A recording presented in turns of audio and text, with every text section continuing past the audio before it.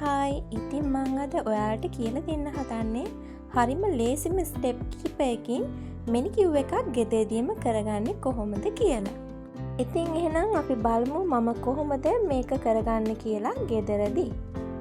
ඉතින් වීඩියෝ එක පටන් ගන්න කලින් මතක් කරනවා මගේ channel එක තාමත් subscribe කරලා නැත්නම් දැන්ම subscribe කරන්න කියලා.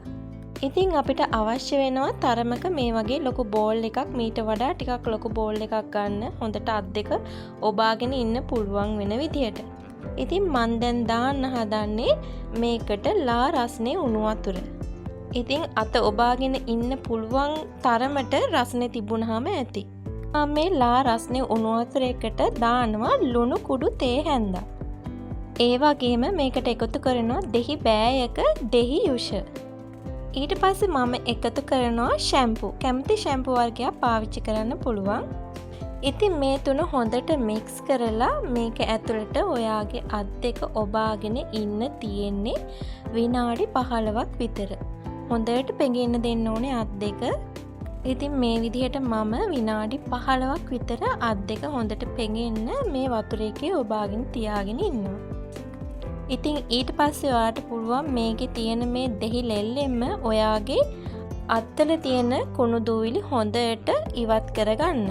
ඉතින් මේ දෙහි ලෙල්ලෙන් ඔයාගේ නියපොතුත් හොඳට අතුල්ල ගන්න මේ නියපොතු වල තියෙන කහ පාට පැල්ලම් නැති වෙන්න.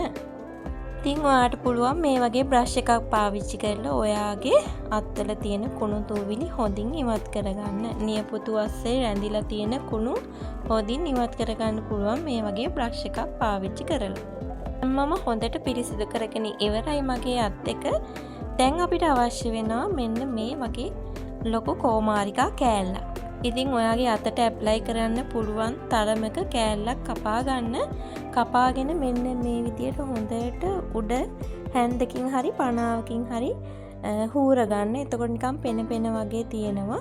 ඒ කෝමාරිකා කෑල්ල උඩට ඊට පස්සේ අපි එකතු කරගන්න ඕනේ කහ චුට්ටක්, ඒ වගේම ලුණු චුට්ටක්, ඒ වගේම බේකින් සෝඩා, අවසානෙට දෙහි යුෂ ටිකක් එකතු කරගන්න ඕනේ.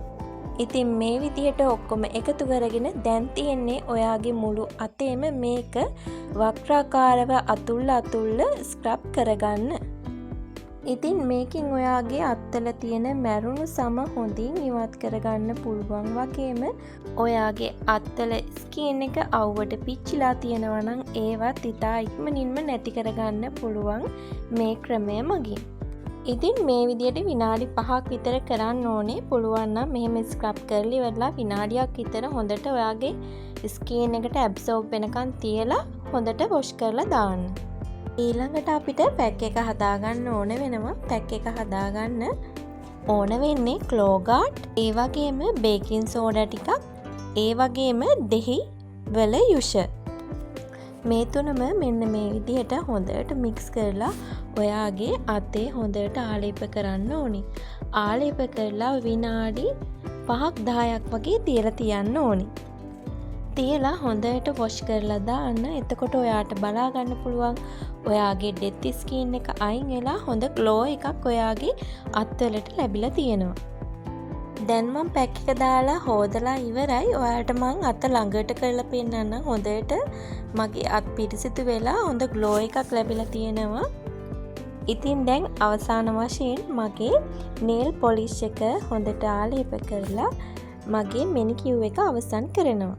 බලන්නකෝ මම manicure එක පටන් ගත්තී මගේ අත්වල තිබ්බ වෙනසයි දැන් මගේ අත්වලට ලැබිලා තියෙන වෙනසයි කොහොමද කියලා.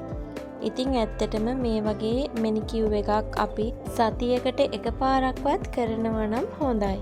එතකොට අපේ මූණ වගේම අත්වල ස්කින් එකත් ලස්සනට තියාගන්න පුළුවන් වෙනවා. ඉතින් ඔහොම තමයි අද මගේ manicure එක කරගත්තේ. ඉතින් මම හිතනවා මේ වීඩියෝ එක ඔයාලට වැදගත් වෙන්න ඇති කියලා. ඉතින් තාමත් මගේ channel එක subscribe කරලා නැත්නම් දැන්ම subscribe කරලා මගේ channel එකත් එක්ක දිගටම එකතු වෙලා ඉන්න.